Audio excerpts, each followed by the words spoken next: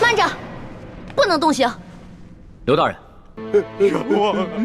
冤枉啊，大人！饶命啊！如今人证物证俱在，你们是抵不了赖的，还是老老实实的招认了吧，免得再受这皮肉之苦。大人，大人，老朽自打进了这个公堂，我就知道我不可能活着出去了。老朽经不起如此大刑，老朽冤诏啊，大人！胡二狗、谢大牛，你们呢？小人冤枉啊，大人！王十三，你就先招吧。大人，我招。大人，老朽我实在是不知道该招些什么呀。好，你们3个人那是办不了翻墙入室、劫官银官粮的大事的。你们必然还有其他的同伙，而那些同伙也必定不是普通人。那些人应该是盘踞在牛角寨上的潜名余孽，才会如此的胆大包天，是不是啊？大人，大人，您说是就是吧？那你就将如何勾结牛角寨贼人的经过，如实的招来吧。这经过，大人，老朽年老昏聩，这经过我实在是记不清了，就以大人调查的为准吧。好，那么你再想想，你又是如何联系胡二狗和谢大牛，去给牛角寨的匪徒做接应的？我。这位老伯，你我素不相识，你要认罪是你的事，可不能胡乱拍咬我们呢。前日我家娘子刚刚流产，还等着我回去照顾她呢。这位老伯伯，我家里还有瞎了眼的老娘等我回去照顾，这盗抢官粮官银可是死罪啊！大人，大人，老朽无儿无女无家产，我死不足惜。可是我与这2位小兄弟素不相识，你要让我胡乱指证，小老儿我心里实在是不安呐。看样子你还是没想明白呀。来人呐，在，让他清醒清醒。大人，大人，老朽冤诏，冤诏啊！大人，这案情经过，您比老朽更清楚，就请你们代老朽写下供词，让老朽画押便是啊。这就对了。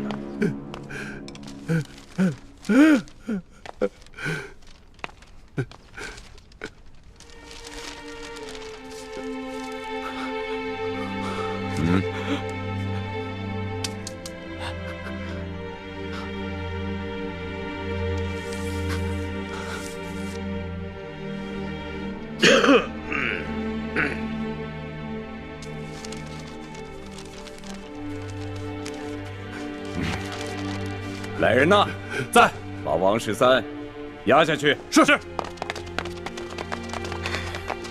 大老爷，走，你们关闭民反呐！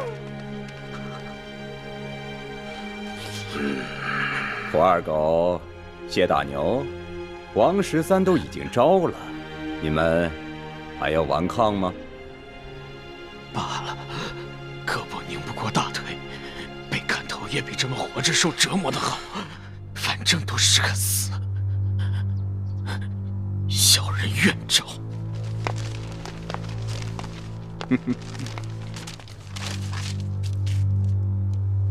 刘老大人状告小人娘子，小人不能陪他白头到老了，让他自行改嫁吧。你就放心吧。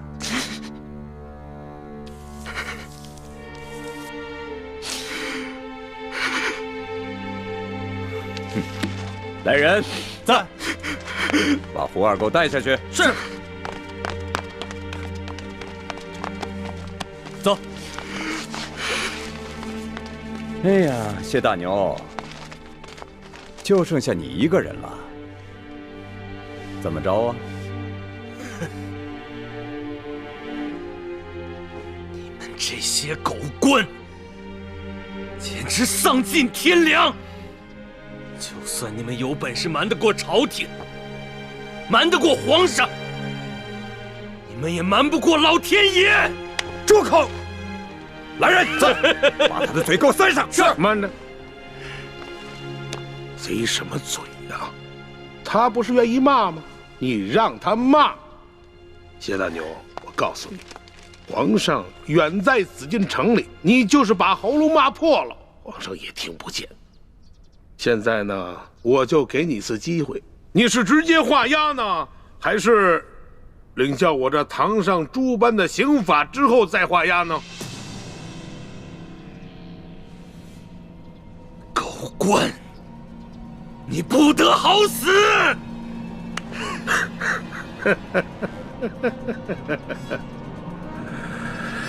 动刑！慢着，不能动刑。刘大人，想不到如此一起惊天大案，你们居然是如此办理的，真是让本钦差大开眼界。龙大人，有些事情你是不知道的。此地民风向来是彪悍奸诈，这几个人装出一副可怜的模样，不过是想博取龙南的同情罢了。尤其是这个谢大牛，他爹曾是牛角寨上前明余孽中的一员，前2年刚被判了腰斩，而且那起案子就是谢大牛他娘亲自出手的。可是我实在没有想到啊，如今他谢大牛长大了，仍然与这牛角寨暗中勾结。当初我娘出手，害得我爹被腰斩。我一直以为我娘做得对，我爹就是个大逆不道的糊涂虫，他该死。可我如今才明白，是我娘错了，是我娘错了。这大清的天，简直比锅底还要黑呀！这百姓就该反！住口！住口！龙大人，你听见了吧？你看见了吧？此人果然是前明的余孽呀！他勾结山匪，打劫官府的库银。即便是他不招供，就冲他刚才那番说辞，本官也可以判他个斩立决！斩立决！刘大人，若不是你们软硬兼施，诱供逼供，这谢大牛又何至于恶言诅咒朝廷？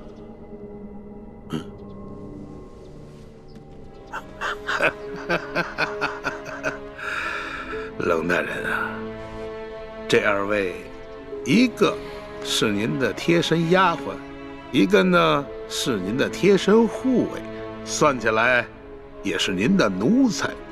可是你今天看看，他们2个竟然敢在公堂之上对本府出言不逊。龙大人，你平时对你的手下是不是未免太放纵了一些啊？刘大人，这公堂之上虽应分尊卑，但更应该论国法。你这个审案的手段，的确让人无法苟同啊！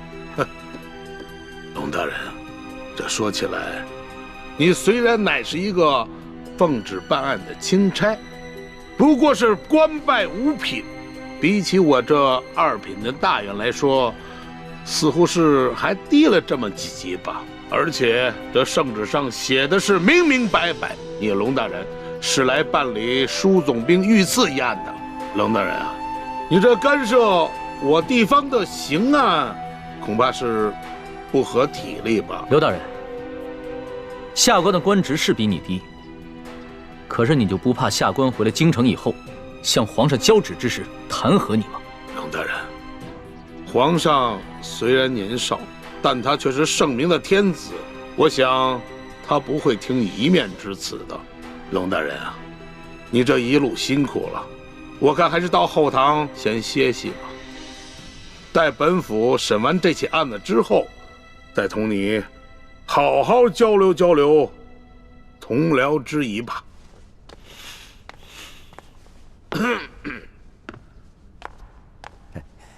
龙大人，请随下官到后堂歇息吧。慢着，你们可知我乃是？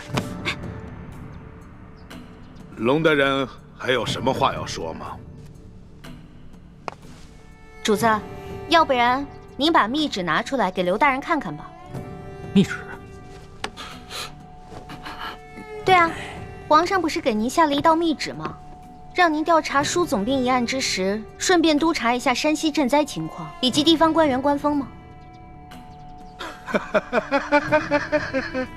哎呀，冷大人啊，实在没有想到啊，龙大人身上还有皇上的密旨啊！不知皇上的密旨现在何处啊？可否让本府看一看？这密旨？这密旨啊，让奴婢小心翼翼地藏在行李箱里了。主子，要不然您随奴婢回去取一趟吧。也好，刘大人请稍等一下，下官这就去取。那个冷大人，是否让本府派一队兵士护送啊？不必了。李护卫，你接着替本官陪审，顺便提醒一下刘大人，不要滥用酷刑啊。卑职遵命。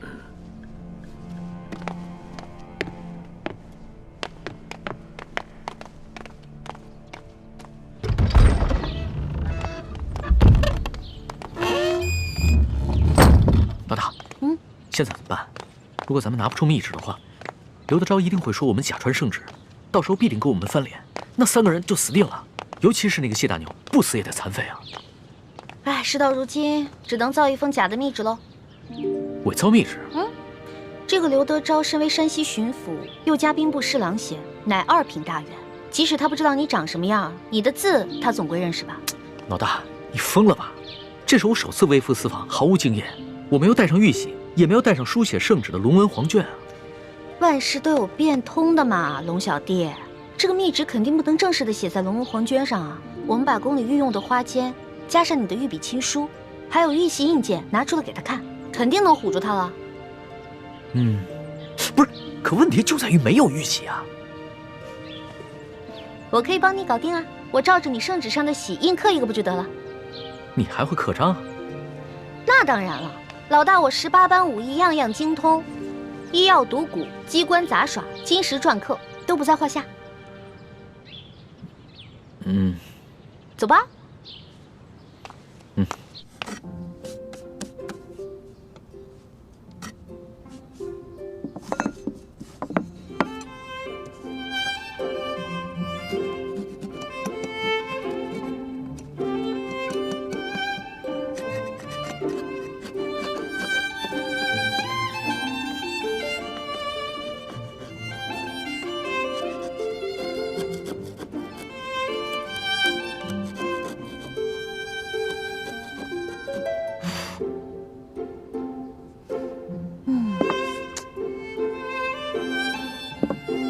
龙小弟，你看这样行吗？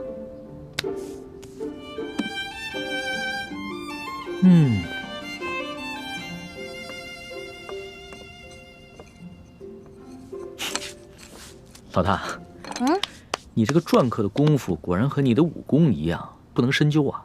刘德昭只要仔细一看，就能看出其中的破绽了。切，问题在于他不可能仔细看。你那道圣旨是真的，他已经仔细看过了，怎么可能怀疑这个是假的呢？那我们只能碰碰运气了。刘德昭只要一看到这个密旨上的内容全部都戳中了他的软肋，必定就会心下大乱，不会仔细查看最后的印鉴了。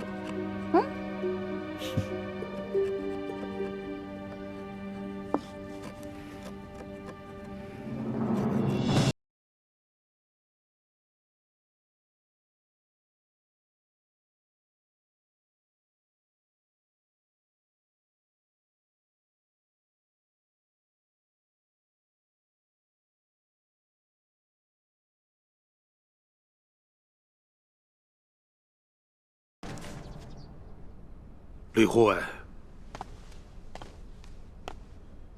不知你家大人和令妹何时会回来呀？啊，我家大人回去以后还需要沐浴更衣，就麻烦刘大人和诸位大人要不先把这谢大牛押下去，等我家大人回来了再审。来啊，在。将这谢大牛先押下去。是。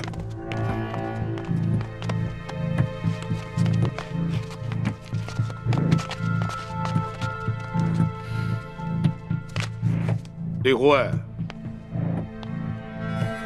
不知你家大人是哪一年考取的功名，出自谁的门下？我家大人身份尊贵，属卑职，无可奉告。好，身份显赫，好啊！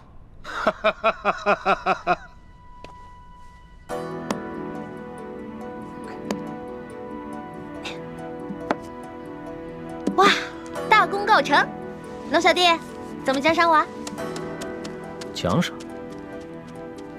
伪造官印已是杀头的大罪，这伪造玉玺是要诛九族的。龙小弟，什么意思啊？过河拆桥？我可是奉旨造假。我跟你开玩笑的。论到杀头的大罪啊，这几天我龙三犯的可不比你少。只不过老大，我真的很好奇，你到底是从什么地方来的？为什么会有这么多特殊的技能？我就是一个江湖混混啊，江湖小混混，自然要学得多一点，不然怎么混得开啊？对吧？相比于刘德昭啊，你更是让我大开眼界。亏你技艺不精，这个玉玺呢，你伪造的不能到以假乱真的地步，要不然的话，那可真就天下大乱了。龙小弟，我是不是做了什么忌讳的事儿啊？从此在你心里就记了我一笔了？没事儿，这要是别人呢，伪造玉玺，不管出于什么原因，我都不会轻饶了他。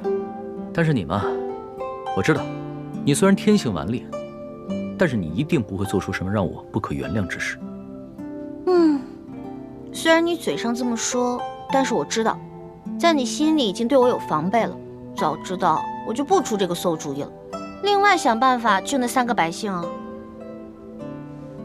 反正呢，我已经打定了主意，这次回宫以后，就一辈子把你拴在我身边。这样的话，你就不会犯下什么连我都保不住你的重罪了。我才不要在那个像金笼子一样的紫禁城里坐牢呢。君无戏言，记住我刚才说的话。可是你现在已经不是皇上啦，你是我的龙小弟啊。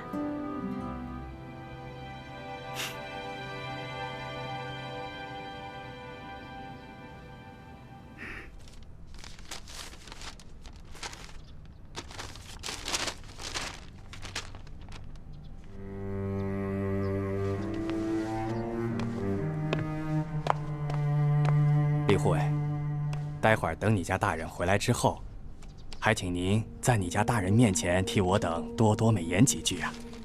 啊！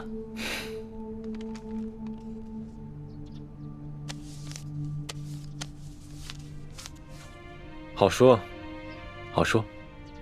多谢。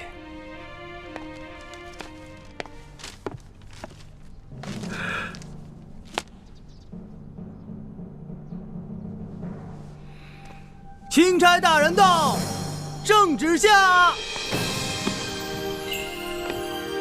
皇上密旨到，刘德昭等一干官员接旨。臣刘德昭接旨。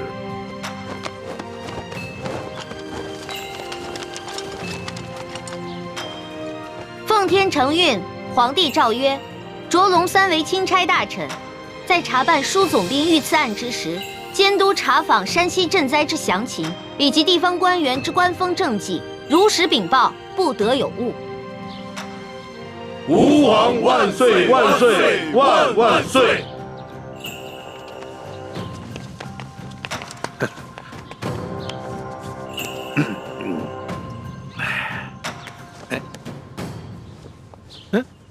你刘大人，这皇上的密旨可都听到了。这临出宫前啊，皇上再三叮嘱，一定要详查山西的赈灾详情，以及地方官员的官风政绩。那就有了各位大人多多配合了。哎呀，龙大人您就放心，我等自当竭尽全力的配合龙大人。龙大人这一路实在是辛苦了。这舒总兵的府邸的位置这么偏僻，而且呢，设施呢又这么简陋，实在是委屈龙大人了。龙大人是这样啊，如果龙大人您不嫌弃的话啊，毕府呢有一个小小的别院，而且环境十分之优雅，出行呢十分之便利。大人可否考虑移驾到小院暂住啊？多谢刘大人的美意。只不过啊，这皇上下旨让下官巡查当地的官风，你我不适合走得太近，只怕别人容易多说闲话，对你我都不利啊。哎呀，龙大人，你看你啊，自京城远道而来，那是翻山越岭啊，太辛苦龙大人了。你看啊，你既然到了这里，那怎么着也得让我们这些地方的同僚尽一尽地主之谊吧。主子，咱们这几天在舒府，天天粗茶淡饭，嘴里都淡出鸟来了，不如就看看这刘大人有什么好东西招待我们。鸟的，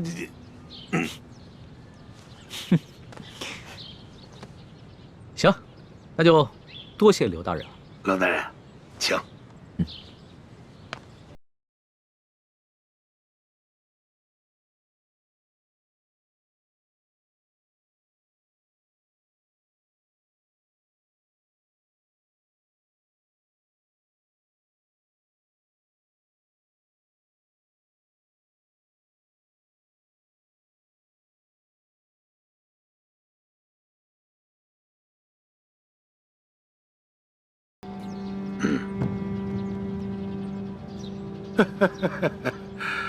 哎呀，龙大人啊，能够来此与我们这帮地方同僚小叙，实乃是我等荣幸之至啊！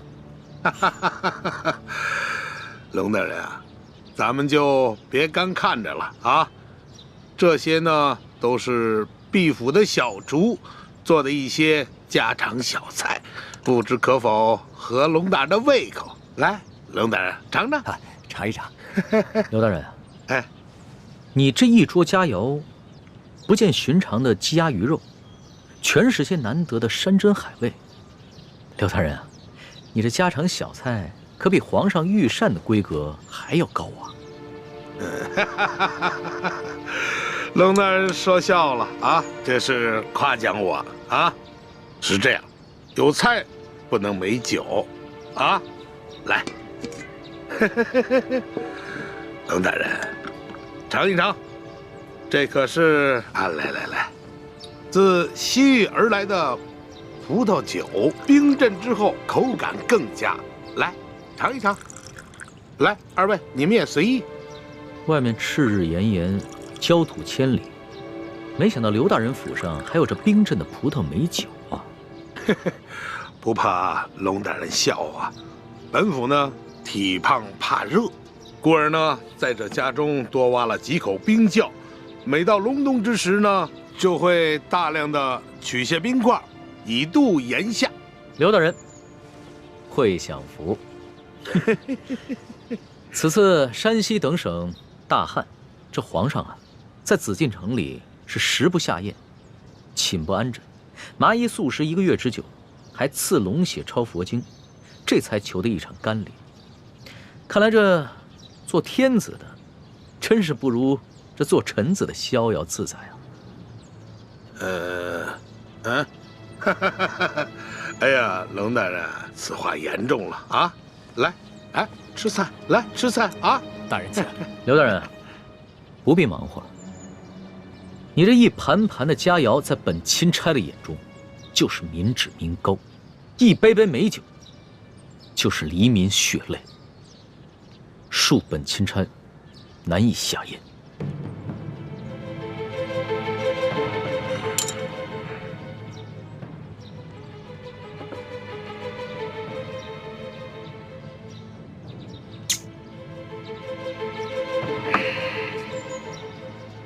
龙大人果然是忧国忧民呐，让我等十分惭愧啊。你有什么话，不妨直说，我等洗耳恭听。刘大人，咱们也不必拐弯抹角了。你我已算是心照不宣，我只要求刘大人做好3件事情。不知哪3件？第一，放了王13等人，还有那日你在你小舅子园外抓捕的那些灾民，全部无罪释放，并加以赔偿。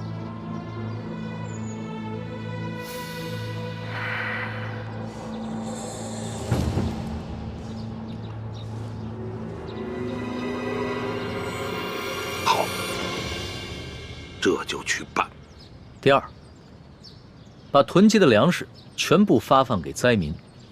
把那些借机哄抬粮价、大发国难财的奸商全部都抓起来，严惩不贷。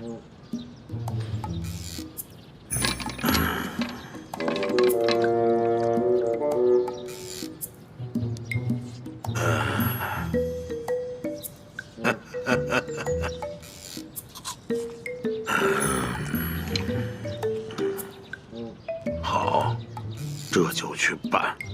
第三，交出赈灾银两的账目，并打开银库，让本钦差一一核查清楚。若有短缺，你等自行想办法补上。然后再跟本钦差一起，把这些银两发放给灾民。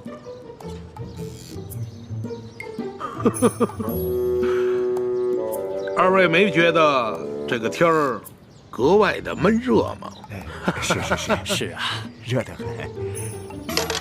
好啊，我这就调集人马，即刻就办。刘大人，你可不要敷衍本钦差啊！你们应该都清楚，眼下能否办好这3件事情，不仅关系到数十万灾民的生死，更关系到你等一干地方官员的前途和性命。本府明白。行，那本钦差就告辞了。宋大人，不必了。诸位大人，留在这儿，继续享用这些美酒佳肴吧，别浪费了。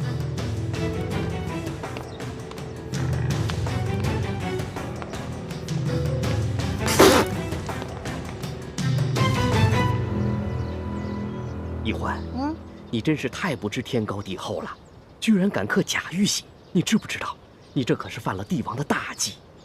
虽然皇上表面上夸奖，但你知道他内心是怎么想的吗？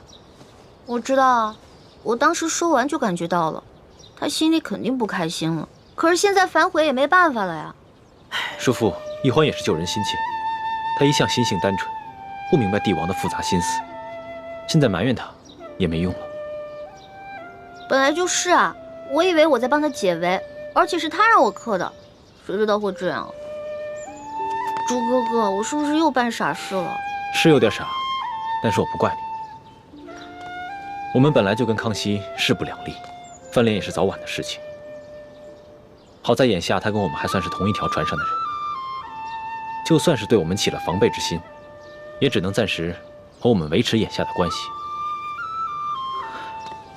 你不必过于自责。从小到大你都这么包容我。你呀，我早晚得死在你们两兄妹手里。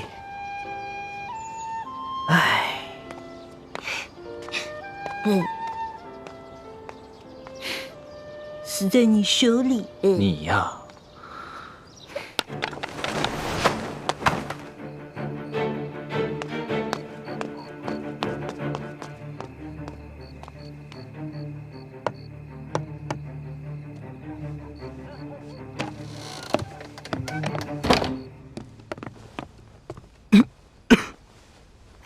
都是因为内衣我下手太重，要不我先用内力替你疗伤？多谢前辈，不必了。刘德昭一直怀疑他身边有了奸细，只是还没有怀疑到我身上，所以我不能耽搁太久。是不是刘德昭他们又有新举动了？今天钦差大人直接来了府衙，还亮出了皇上的密旨，把刘德昭他们吓了个半死。钦差大人走后，刘德昭便召集了他那几个心腹的官员和府上，一起商量对策。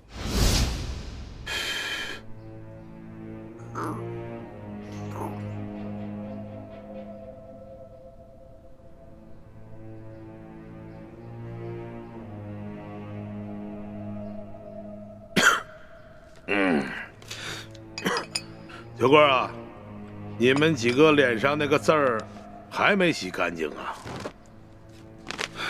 甭提了，也不知道那个姓艾的在墨汁里放了什么东西，我们搓了几天都搓不下去。是啊，混蛋！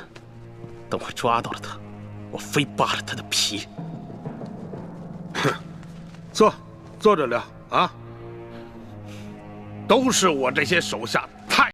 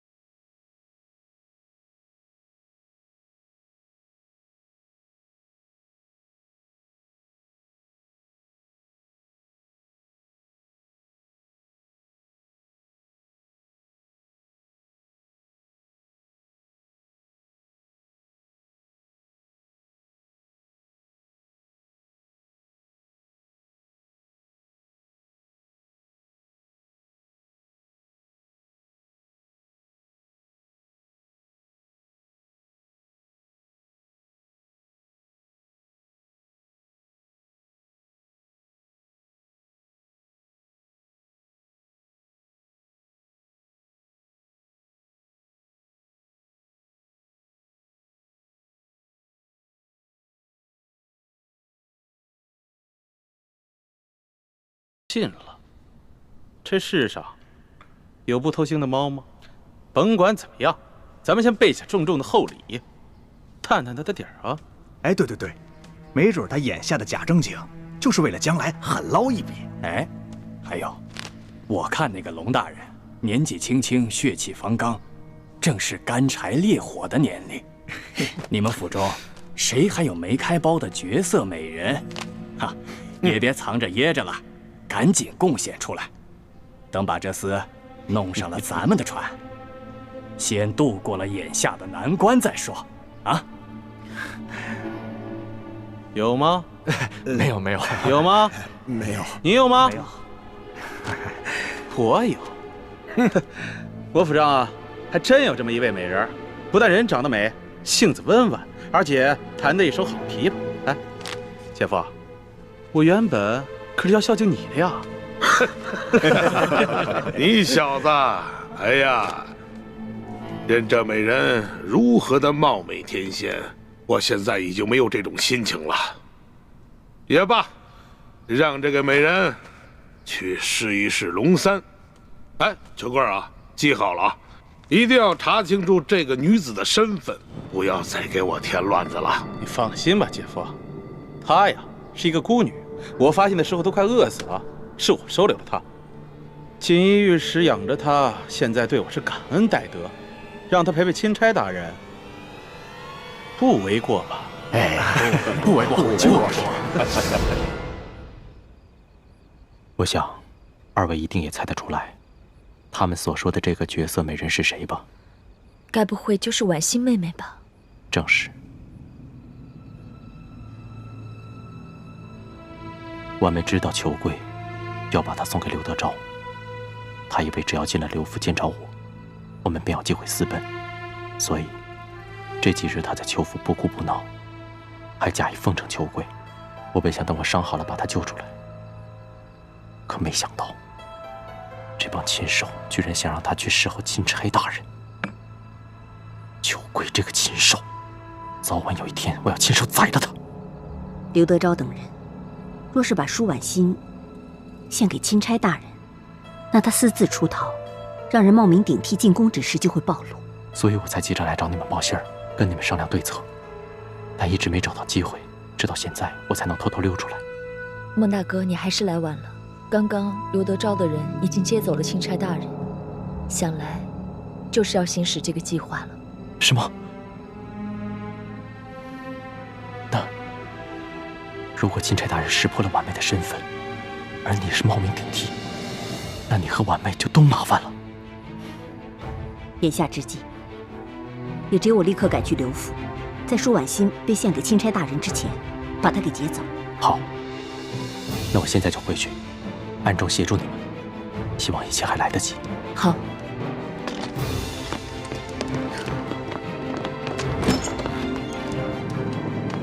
我走了。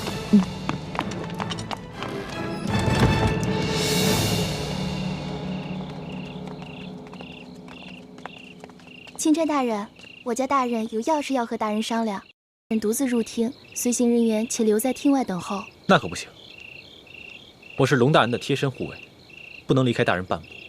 哎，无妨。刘大人这么晚叫我过来，肯定是有好事，不会有什么危险的。你们就先在外面等着吧。哎，你那件背心穿了吗？主子，跟刘大人有事好好商量，千万别翻脸啊！你这么关心我？哎呀，我知道了，现在还不是翻脸的时候。大人这边走。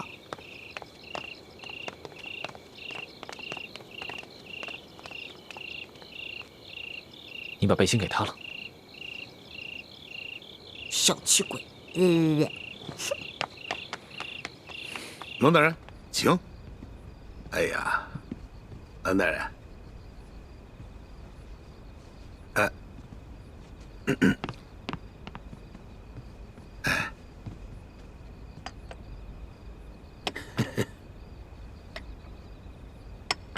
赶紧赶紧。是。龙大人，来，坐。坐坐坐。刘大人，你这私人府邸用度之奢华，丝毫不逊于皇宫啊！龙大人实在是过奖了。这么晚把龙大人请过来，没有什么别的意思，就是想咱们聊一聊私房话，交一交朋友啊。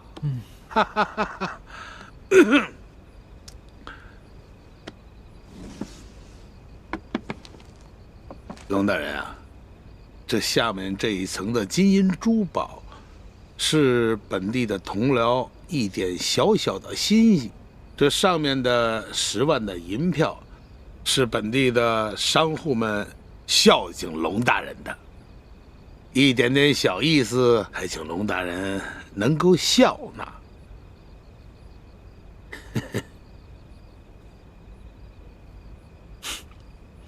刘大人，这礼我暂且收下了。好。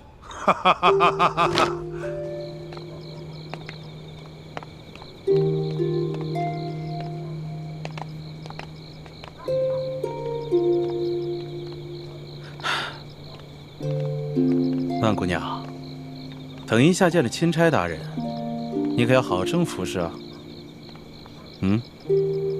是，裘老板。要是没有裘老板，小女子早就饿得没命了。小女子一定知恩图报。好啊，走吧。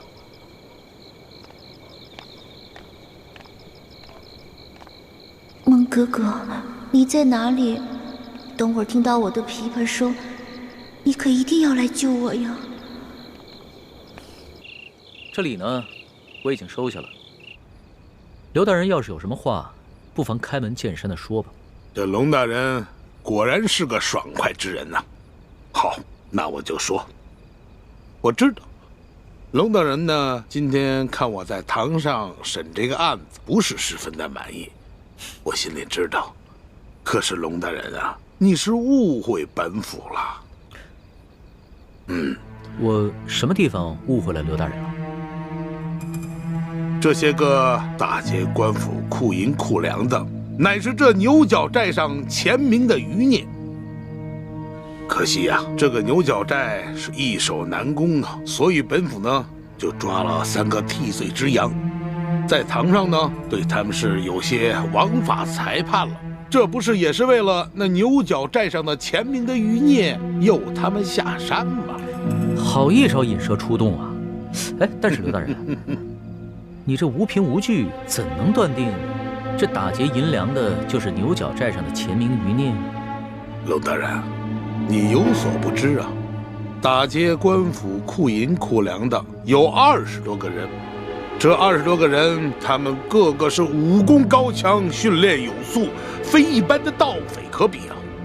想来，在本府的辖区之内，也就是这些牛角寨上的前明的余孽有此实力。哦，原来如此。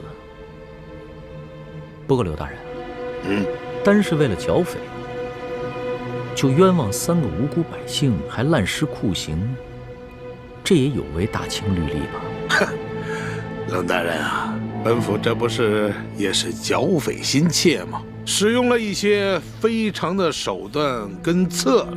我知道啊，龙大人呢，你有些疑义，可是我不是也按照龙大人的吩咐，把这3个百姓给放了吗？啊，还有前些日子在裘国的庄园抓了几个闹事的灾民，不是也一律都给放了吗？不瞒你说呀，本府还赔了不少的银两。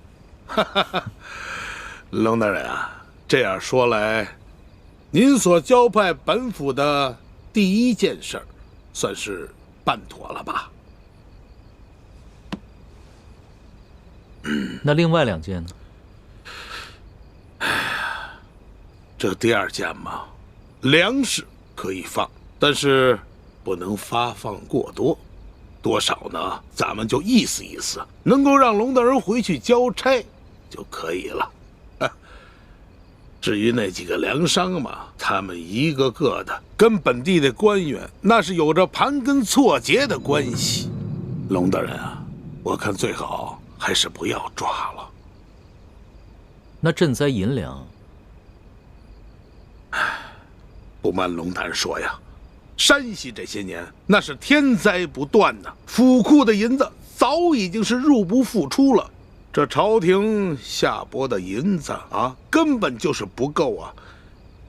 有一点银子呢，也就填了往年的亏空了啊。就比如说吧，如果说按照朝廷的规定，每一个灾民发2两银子，每隔10里打一口深井，我的龙大人，银子根本不够使。所以我说呀，龙大人，你看这样好不好啊？您呢，睁一只眼闭一只眼，咱们每个灾民给1两银子，每隔30里打一口深井，这样你我咱们都好交差了。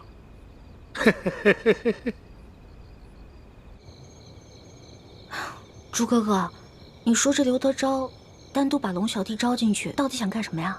还能干什么？肯定是利诱啊！这些蠢货，如果知道他们正在收买的钦差大人就是当今皇上，肯定会吓得屁滚尿流。嘘，那太好了，咱们可以用他们贿赂龙小弟的钱买粮食，然后分给灾民啊。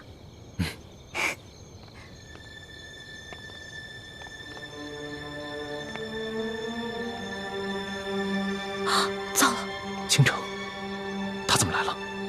她不是薛姐姐，她是舒婉欣。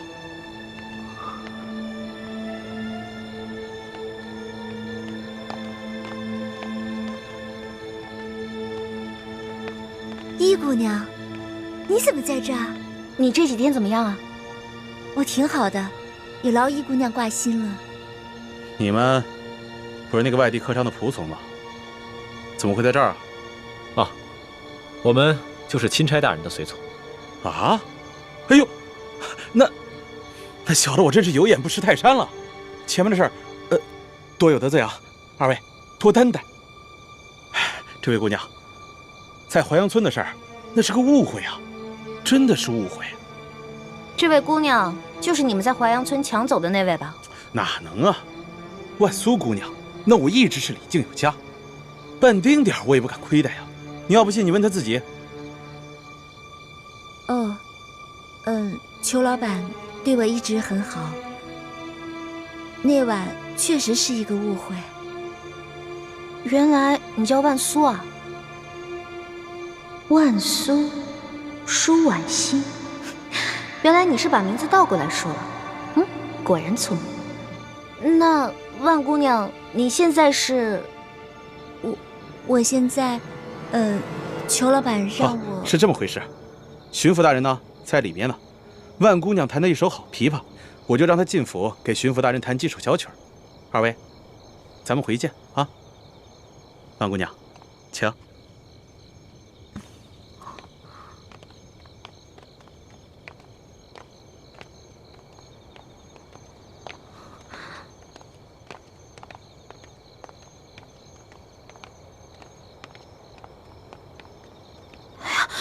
朱哥哥怎么办呀？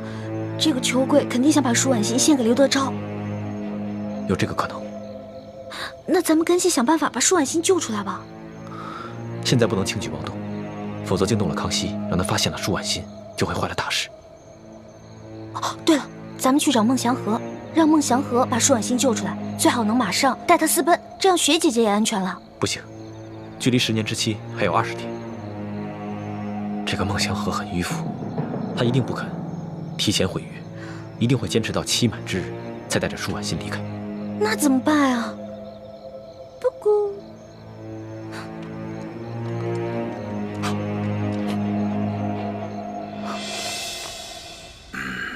龙大人可否给一句话呀？刘大人，哎，你们做的每一件事情，都够得上杀头灭族的了。若你能及时悔改，方能有一线生机；若你还想着欺君罔上，那可真是无药可救了。龙大人的意思是不肯通融了。那些粮商可以暂且不动，但是粮食必须全部发放给灾民，亏欠的赈灾银两必须尽快补齐。每隔10里地打一口深井，是抗旱最有效的措施，千万不可敷衍。刘大人，言尽于此，你好自为之。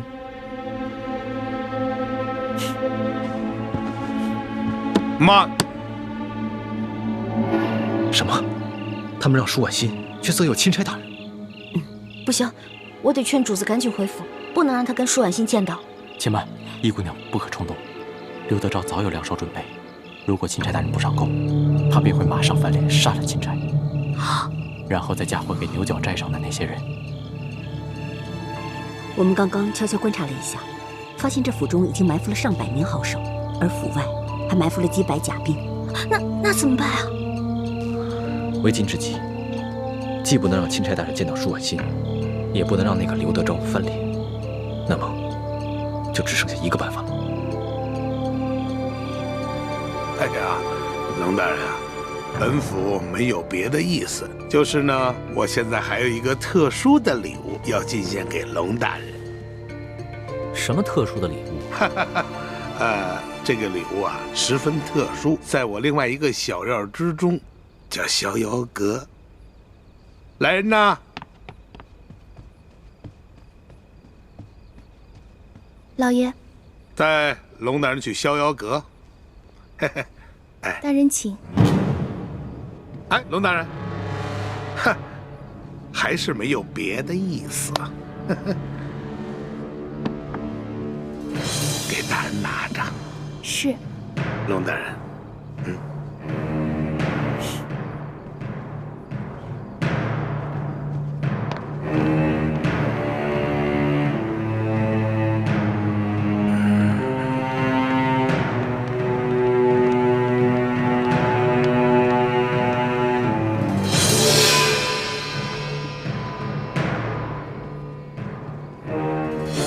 这个龙大人也太不讲规矩了，受了咱们那么多好处，还这么咄咄逼人。秋桂啊，看来下面就要指望你送的这个美人儿收服这个龙大人了。放心吧，老爷，弟弟这次挑的美人呐，可是绝色美人，就等着龙大人上钩了。只要咱们抓住了他的把柄，看他装什么假正经。可是就是怕他不咬钩啊！怕！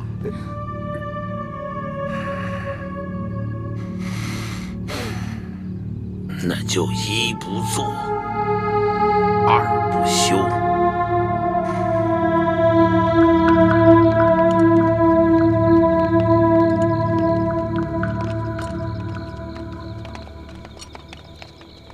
哎，易欢呢？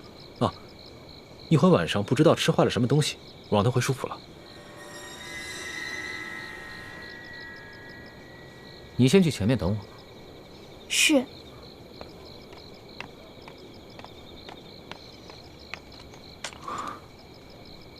主子，主子千万沉住气，否则今晚我们都不能全身而退了。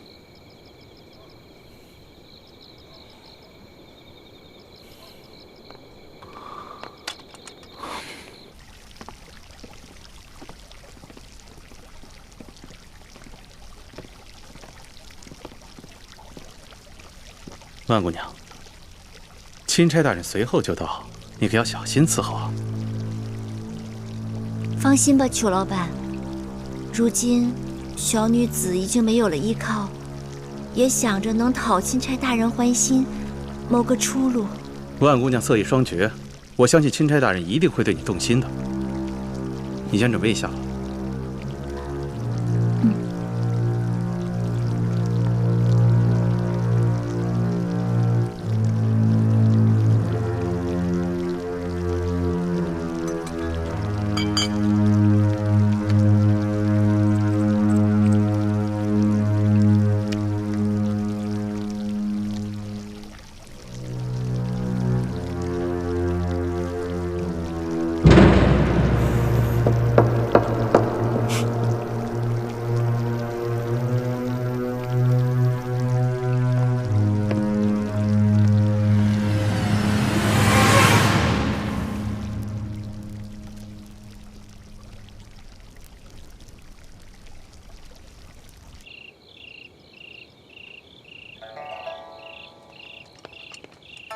大人，到了。龙大人，这就是逍遥阁了。这逍遥阁建的还真是别致，这琵琶弹得更是动人。本官还从没听过这么美妙的曲子。这逍遥阁内的布置啊，更是别致。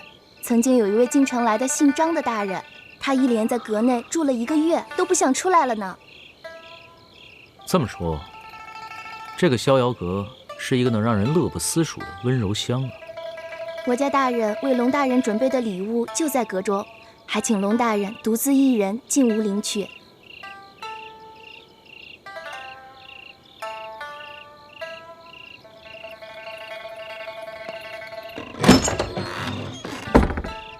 哎，护卫大人，你还是先去耳房待着吧。这不到天亮啊，估计龙大人是不可能出来了。啊，对了，这是我家大人给龙大人的礼物，您先收好了。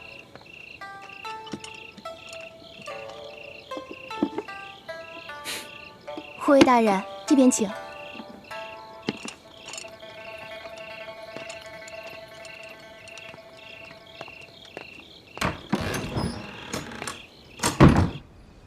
什么？你是说这龙大人就是那一伙神秘的客商？没错。难怪我第一次见到他就觉得此人气宇不凡呢。杨参将跟他发生冲突，我还帮忙拦着来着。也就是说，这个杨八总是被这龙大人一伙所杀了？应该是错不了。其他人没这么大本事，更没这么大胆子。淮阳村那10余个不肯搬迁的刁民，也是被他们藏起来了。老爷，我看这个龙大人不怀好意呀。如果说我们连这美人计都失效的话，那看来我们只有是铤而走险了。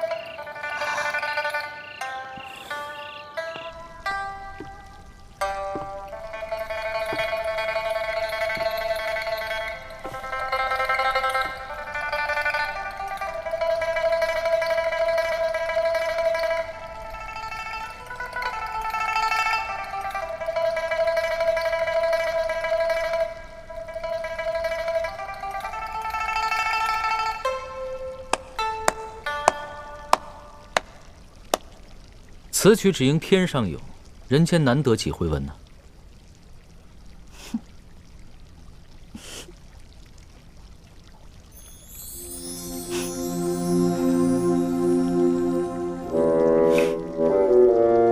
老大，你怎么是你啊？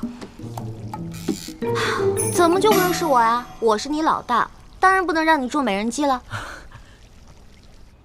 祥和，本来你就有伤在身，还未痊愈，本不想辛苦你。可是我看这龙山的护卫个个都是一把好手，一般的兵士不是他们的对手，所以大人放心，卑职的伤不碍事。有你在，我就放心了。一会儿呢，见势不妙，咱们立刻动手。祥和呀，你不要管别的，你就负责缠住那个礼物。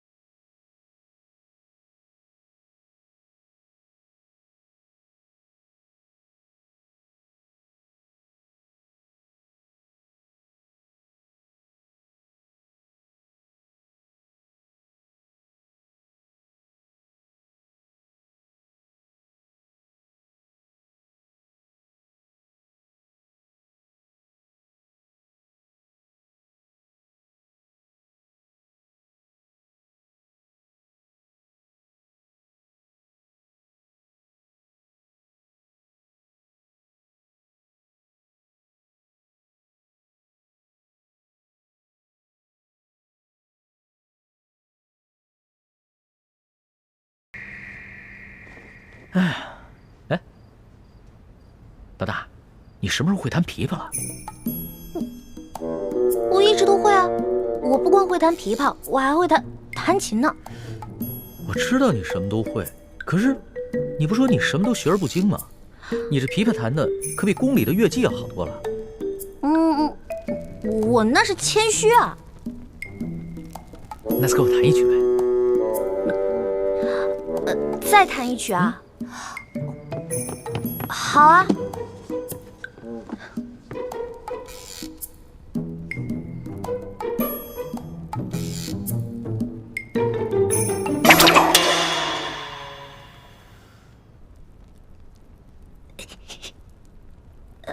哎呀，你看，这个弦断了，弹不了了。怎么这么巧啊？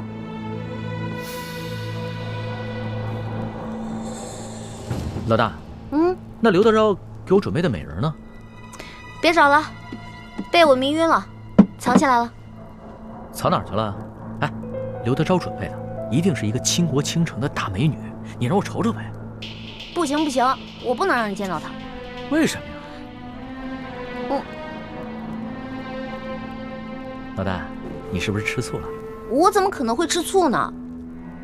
我知道，你平时就是个色狼，但这个时候你千万不能乱了分寸。你要是被色了，那你一世英名就被毁了。我怎么平时就是个色狼啊？我要真是色狼的话，早就把你给吃了。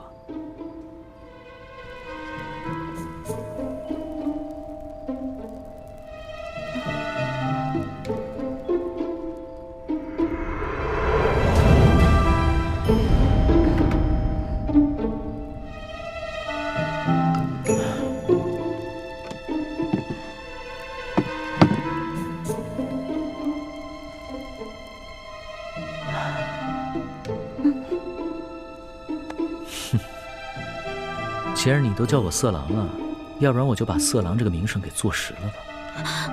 干什么呢？你这是咸猪手，不，咸龙爪，离我远点。什么？强效催情香？没错，这强效催情香药效十分了得，任凭你什么贞妇烈女都抵挡不住。你手上可有解药？没有。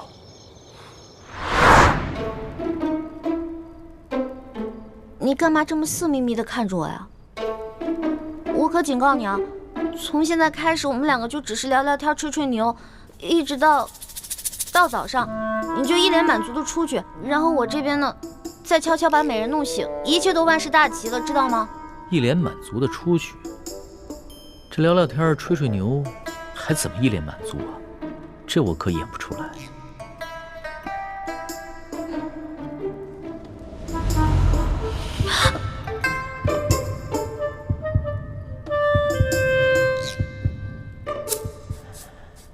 老大，你身上好香啊！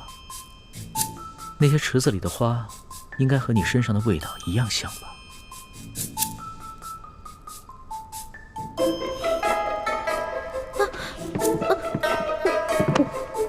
你干什么呀？